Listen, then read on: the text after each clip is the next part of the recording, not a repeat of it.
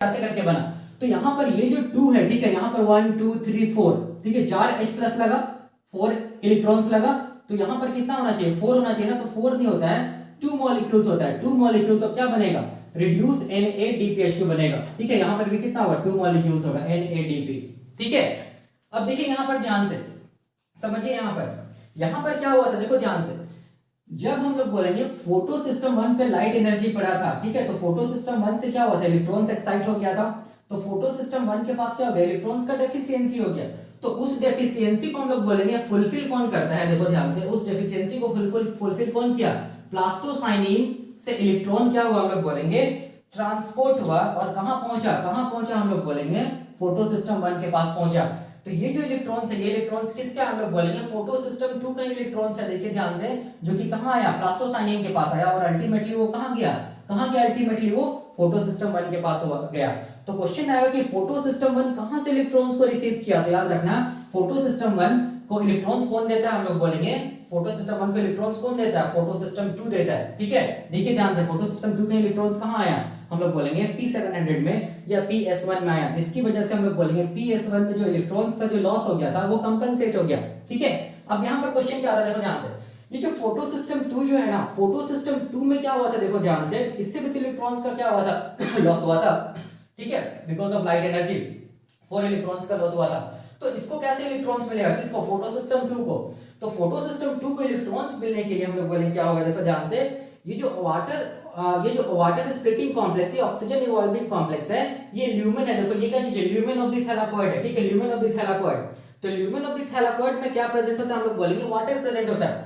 तो ये oxygen evolving complex क्या करेगा, वाटर को क्या करेगा, हम लोग बोलेंगे फोटोलाइसिस करेगा, या वाटर को क्या करेगा, स्प्लिट करेगा, इसीलिए इसको हम लोग वाटर स्प्लिटिंग कॉम्प्लेक्स भी बोलते हैं। कितना वाटर को स्प्लिट करेगा, 2 वाटर को स्प्लिट करेगा, इससे कितना इलेक्ट्रॉन्स बाहर आएगा, 4 इलेक्ट्रॉन्स बाहर आएगा, ऐसे मैं लिख रहा हूं, इस कलर से दिखा रहा हूं, 4 इलेक्ट्रॉन्स बाहर आएगा, ठीक है।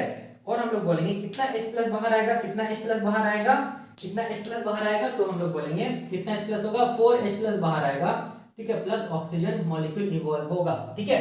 तो यहाँ पर देखो, इस प्रोसेस को हम लोग बोलते हैं क्या चीज, इस प्रोसेस को हम लोग बोलते हैं फोटोलाइसिस, क्या बोलते हैं, फोटोलाइसिस ऑफ वाटर, इसी को हम लोग बोलते हैं क्या चीज, हिल्स रिएक्शन भी बोलते हैं, क्या बोलते हैं, हिल्स रिएक्शन भी बोलते हैं। तो ध्यान से यहाँ पर देखिए, समझिए, ये जो फोटोलाइसिस ऑफ वाटर हुआ, ये फोटोलाइसिस ऑफ वाटर के टाइम पे क्या हुआ, ऑक्सीजन निकला, ऑक्सीजन इवॉल्व होती है, ऑक्सीजन कहाँ इवॉल्व हुआ, हम लोग बोलेंगे ल्यूमेन ऑफ द थैलाकोइड में इवॉल्व हुआ, ठीक है।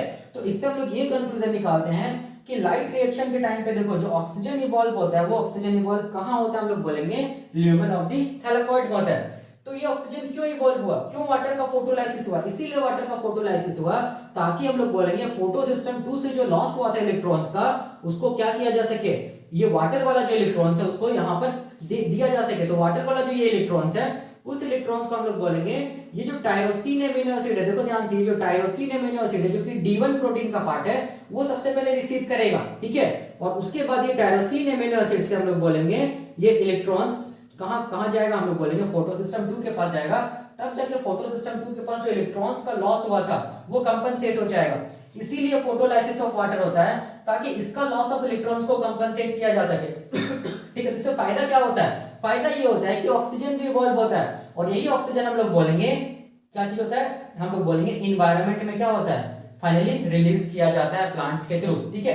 याद रखना, ऑक्सीजन लाइपोफिलिक मॉलिक्यूल होता है, ये लाइपोफिलिक मॉलिक्यूल है, इसीलिए प्लाज्मा मेम्ब्रेन को आसानी से क्रॉस कर सकता है, और ये हम लोग बोलेंगे फाइनली स्टोमाटा के थ्रू हम लोग बोलेंगे कहां बाहर निकल जाता है, एनवायरनमेंट में बाहर निकल जाता है, यही ऑक्सीजन, ठीक है। तो इसी को हम लोग बोलते हैं क्या चीज, फोटोलाइसिस, या हम लोग फोटोलाइसिस ऑफ वाटर या हिल्स रिएक्शन। एक चीज देखिए यहाँ पर एक मैकेनिज्म है फोटोलाइसिस ऑफ वाटर में, इस मैकेनिज्म को मैं नेक्स्ट लेक्चर में देखूंगा डिटेल में, ठीक है। तो बस इतना जानिए कि फोटोलाइसिस ऑफ वाटर इसीलिए हो रहा है ताकि हम लोग बोलेंगे क्या हो सके, फोटो सिस्टम 2 से जो इलेक्ट्रॉन्स का लॉस हुआ उसको कंपनसेट किया जा सके, और क्या हो सके, ऑक्सीजन इवॉल्व हो सके, ठीक है। लेकिन यहाँ पर देखिए ध्यान से, यहाँ पर और एक चीज भी तो निकल रहा है जिसको हम लोग क्या बोलते हैं, 4H+, ठीक है। तो ये 4H+ का क्या सिग्निफिकेंस है, देखो क्या सिग्निफिकेंस है यहाँ पर पता चल जाएगा। देखो यहाँ पर क्या हो रहा है, ल्यूमेन ऑफ द थैलाकोइड में क्या हो रहा है, हम लोग बोलेंगे H+ आयन का कॉन्सेंट्रेशन क्या हो रहा है, बढ़ रहा है, देखिए ध्यान से, यहाँ से भी क्या हो रहा है, H+ आ रहा है, ठीक है। वाटर का फोटोलाइसिस भी हो रहा था, H+ आ रहा है, तो यहाँ पे ल्यूमेन ऑफ द थैलाकोइड में हम बोलेंगे H+ आयन का कॉन्सेंट्रेशन बढ़ रहा है। ठीक है। और जितना ज्यादा H प्लस आयन का कॉन्सेंट्रेशन यहाँ पर बढ़ेगा तो हम लोग बोलेंगे ये ल्यूमेन क्या हो जाएगा, उतना ज्यादा क्या हो जाएगा, एसिडिक हो जाएगा। तो ल्यूमेन को क्या करना है, एसिडिक करना है। ल्यूमेन को एसिडिक करना है मतलब पीएच क्या हो जाएगा, उतना कम हो जाएगा। ठीक है, कम पीएच मतलब क्या होगा यहाँ पर, एसिडिक है, ज्यादा एसिडिक हो जाएगा क्योंकि H प्लस का कॉन्सेंट्रेशन बढ़ रहा है। कहाँ, ल्यूमेन में। कैसे बढ़ रहा है, तो यहाँ से यहाँ आ रहा है H plus because of the flow of electrons. ठीक है, दूसरा फोटोलाइसिस से भी क्या हो रहा है, हम लोग बोलेंगे H प्लस का concentration lumen of the thylakoid में इंक्रीज कर रहा है। ठीक है, जिसकी वजह से ल्यूमेन ऑफ द थैलाकॉइड का जो मीडियम को क्या हो जा रहा है, एसिडिक हो जा रहा है, मतलब पीएच कम हो जा रहा है। ठीक है, तो क्या फायदा है, इसका फायदा है, देखिए ध्यान से, आप देखो ध्यान से यहाँ पर समझिए, ये समझिए कि यहाँ पर भी क्या चीज हम लोग बोलेंगे, क्या चीज है, स्ट्रोमा या मैट्रिक्स ऑफ द क्लोरोप्लास्ट है। यहाँ पर भी तो H प्लस होगा। ठीक है, और वो H प्लस कहाँ से कहाँ आ जा रहा है, यहाँ से यहाँ आ जा रहा है। ठीक है, तो यहाँ पर क्या हो रहा है, H प्लस आयन का कॉन्सेंट्रेशन क्या हो जा रहा है, कम हो जा रहा है, और यहाँ पर क्या हो रहा है, H प्लस आयन का कॉन्सेंट्रेशन बढ़ जा रहा है। ठीक है, और वैसे भी यहाँ पर H प्लस आयन का कॉन्सेंट्रेशन ल्यूमेन में बढ़ रहा है बिकॉज ऑफ क्या चीज हम लोग बोलेंगे, फोटोलाइसिस ऑफ वाटर। यहाँ पर कैसे H प्लस आयन का कॉन्सेंट्रेशन कम हो रहा है, यहाँ मतलब मैट्रिक्स ऑफ द या स्ट्रोमा ऑफ द क्लोरोप्लास्ट में कैसे, तो यहाँ पर फर्स्ट कैसे करके कम हो रहा है, तो फर्स्ट रीजन ये है कि इलेक्ट्रॉन्स का जब ट्रांसपोर्ट हो रहा है तो उससे जो एनर्जी इलेक्ट्रॉन्स लॉस कर रहा है, वही एनर्जी की वजह से हम लोग बोलेंगे क्या हो रहा है, H प्लस कहां से कहां आ जा रहा है, हम लोग बोलेंगे मैट्रिक्स से स्ट्रोमा ऑफ द क्लोरोप्लास्ट से कहां आ जा रहा है, हम लोग बोलेंगे ल्यूमेन में आ जा रहा है, ल्यूमेन ऑफ द थैलाकॉइड, जिसकी वजह से यहाँ पर H प्लस का कॉन्सेंट्रेशन कम हो रहा है। दूसरा रीजन क्या चीज है कम होने का, हम लोग बोलेंगे यहाँ पर जो H प्लस है, ठीक है, वो H प्लस को हम लोग बोलेंगे ये जो FNR जो एंजाइम है, वो FNR एंजाइम किसके साथ जोड़ रहा है, हम लोग बोलेंगे NADP के साथ जोड़ रहा है, तब जाके क्या बन रहा है, हम लोग बोलेंगे रिड्यूस NADPH2 बन रहा है। Gain of H plus is known as क्या चीज, gain of hydrogen is known as क्या चीज, रिडक्शन। तो यहाँ पर क्या बन रहा है, रिड्यूस NADPH2 बन रहा है। तो ये दूसरा हम लोग बोलेंगे रीजन है यहाँ पर क्या चीज, स्ट्रोमा या मैट्रिक्स ऑफ द क्लोरोप्लास्ट में H प्लस आयन का कॉन्सेंट्रेशन कम होने का।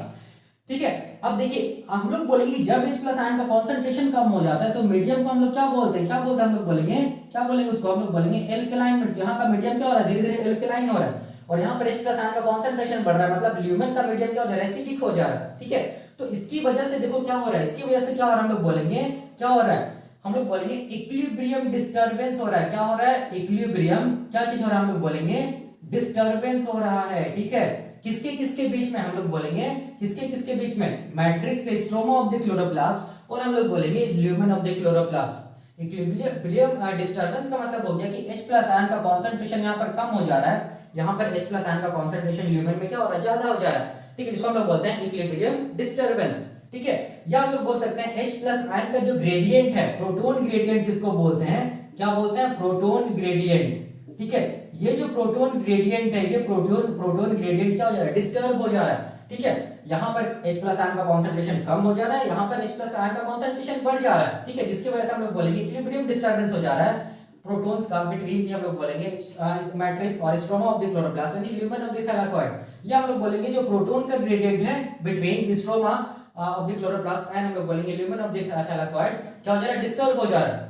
ठीक है, और कोई भी चीज याद रखिएगा, कोई भी सिस्टम हम लोग बोलेंगे क्या चीज में रहना चाहता है, हमेशा इक्विलिब्रियम में रहना चाहता है। ठीक है, तो जितना H प्लस हम लोग बोलेंगे स्ट्रोमा या मैट्रिक्स से किस तरफ आया है, किस तरफ आया, हम लोग बोलेंगे थैलाकॉइड के ल्यूमेन में आया है, सारा का सारा H प्लस को वापस क्या कहां भेजा जाएगा, फिर से कहां भेजा जाएगा, हम लोग बोलेंगे कहां भेजा जाएगा, स्ट्रोमा में भेजा जाएगा, तभी जाके इक्विलिब्रियम मेंटेन होगा, H प्लस आयन प्रोटॉन्स का ग्रेडियंट बन पाएगा। तो कैसे करके भेजा जाएगा, तो हम लोग बोलेंगे भेजने के लिए, देखो H प्लस आयन को भेजने के लिए थैलाकॉइड के मेम्ब्रेन में प्रेजेंट है क्या चीज, F0 F1 पार्टिकल प्रेजेंट है। अब देखिए समझिए यहाँ पर ये जो F0 F1 पार्टिकल्स है, इसका दो पार्ट है, एक को बोलेंगे F0, दूसरा को बोलेंगे F1। F1 के पास, F1 को हेड भी बोलते हैं, F1 के पास क्या चीज है, एंजाइम है, या F1 एंजाइम का काम करता है जिसको हम लोग बोलेंगे ATP सिंथेज। ठीक है, और F0 या F0 क्या चीज का काम करता है, हम लोग बोलेंगे क्या चीज का काम करता है, या FO भी बोलते हैं, क्या चीज का काम करता है, ये चैनल का काम करता है। कौन सा चैनल का काम करता है, तो ये प्रोटॉन चैनल का काम करता है। ठीक है, अब समझिए यहाँ पर एक बार में याद रखना है, एक बार में ये जो F0 है या FO है या F0 है वो कितना H प्लस को ला सकता है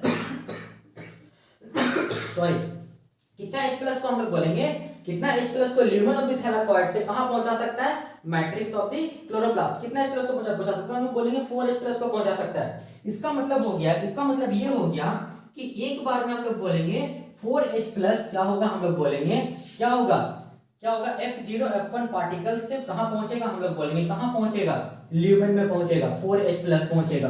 ठीक है, 4H प्लस एक बार में पहुंचेगा। ठीक है, तो क्वेश्चन आता है कि ये कैसे करके 4H प्लस पहुंचेगा, हम लोग बोलेंगे ल्यूमेन ऑफ द थैलाकॉइड से मैट्रिक्स ऑफ द ये क्लोरोप्लास्ट कैसे पहुंचेगा। तो देखो कैसे पहुंचेगा, तो यहां पर हम लोग बोलेंगे ये जो F0 पार्टिकल है इसके पास हम लोग बोलेंगे टोटल, हम लोग बोलेंगे 1 2 3 4 4H प्लस आयन को बाइंड करने वाला बाइंडिंग साइट है, ठीक है। इसीलिए हम लोग बोलेंगे कि एक बार में ये F0 F1 particle 4H plus को ही हम लोग बोलेंगे ल्यूमेन ऑफ द थैलाकॉइड से कहां पर मूव कराता है, हम लोग बोलेंगे मैट्रिक्स या स्ट्रोमा ऑफ द क्लोरोप्लास्ट, ठीक है।